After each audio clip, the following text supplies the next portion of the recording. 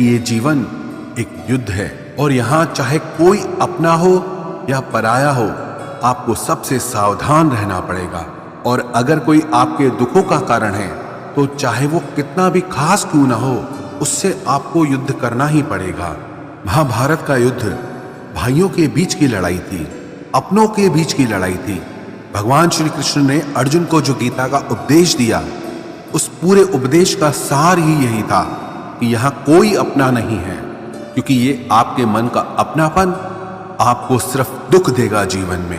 क्योंकि जहां आप अपने मन का अपनापन जोड़ लेते हैं, वहां आप भावनाओं से कमजोर पड़ जाते हैं।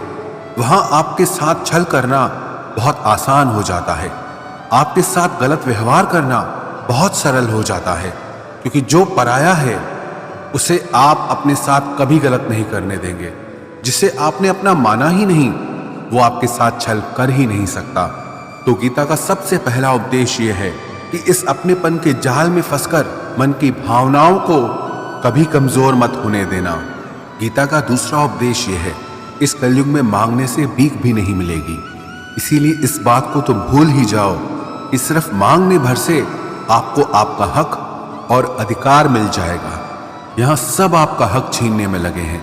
अगर आप दाता दानी बनकर बैठ जाएंगे या थोड़ा असावधान हो जाएंगे तो लोग आपसे आपका हर हक छीन लेंगे।